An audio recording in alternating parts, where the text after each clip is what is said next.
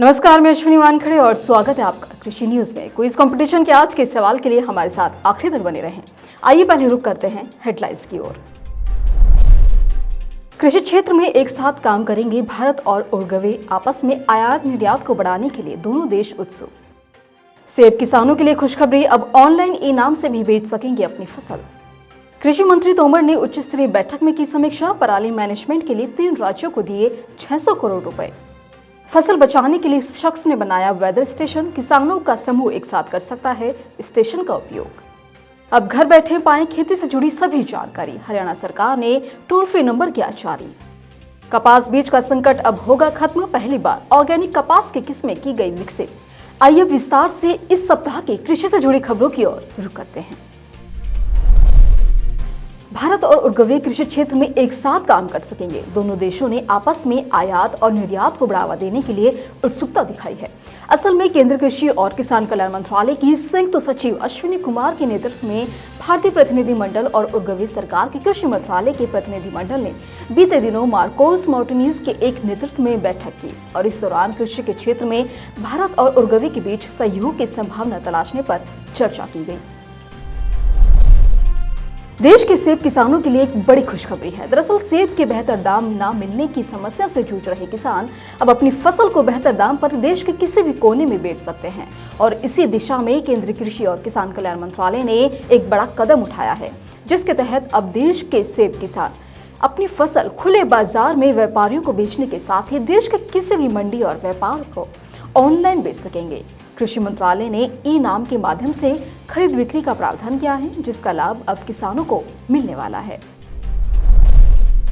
धान की फसलों की कटाई कई राज्यों में शुरू हो गई है और इस बीच केंद्र सरकार पराली मैनेजमेंट को लेकर एक्टिव मोड में आ गई है, जिसके तहत केंद्र सरकार ने चालू सीजन में पराली मैनेजमेंट के लिए हरियाणा, पंजाब और उत्तर प्रदेश के लिए 600 करोड़ रुपए का फंड जारी किया है। वहीं केंद्र सरकार ने पराली मैनेजमेंट के लिए 4 सालों में 2.07 लाख मशीनों का वितरण किया, जिसकी जानकारी खुद केंद्रीय कृषि और किसान कल्याण मंत्री नरेंद्र सिंह तोमर ने दी है। ओलावृष्टि, बारिश, बाढ़ और सूखे जैसी आपदाएं फसलों को बेहद नुकसान पहुंचाती हैं और इसी नुकसान से फसल को बचाने के लिए नासा में काम कर चुके पराग नावेरकर ने एक वेदर स्टेशन बनाया है, जो एक सेंसर के माध्यम से उपग्रहों का उपयोग करके एकत्र किए गए डेटा की डिकोडिंग करता है। प्राथमिक डेटा एकत्र करने के अलावा ये मिट्टी के प्रकार, वनस्पति और नमी जैसी जानकारियों के बारे में भी बताता है। साथ ही स्टेशन 5 किलोमीटर के दायरे को भी कवर करता है, जिससे किसानों का समूह एक साथ इसका उपयोग कर सकता है। हरियाणा सरकार ने खेती से जुड़ी जानकारी और सहायता के लिए टोल फ्री नंबर 1800-180-2117 जारी किया है और इस नंबर पर किसान सुबह 9 बजे से शाम 5 बजे तक कॉल कर सकते हैं और खेती से जुड़ी हर जानकारियां हासिल कर सकते हैं। किसी भी फसल के एमएसपी पर बिक्री करनी हो, भावांतर भरपाई योजना का फायदा लेना हो, प्राकृतिक आपदा आने पर मुआवजा लेना हो या फिर कृषि यंत्रों और बीज पर सब्सिडी लेनी हो, इन सभी की जानकारी आप इस टोल फ्री नंबर से ले सकते हैं।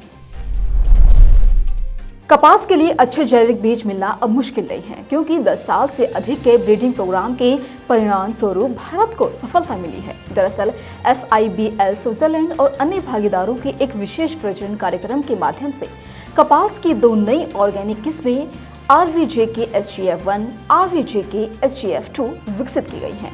ये भारत की पहली कपास किस्में हैं जिन्हें जैविक परिस्थितियों में पोषित किया गया है।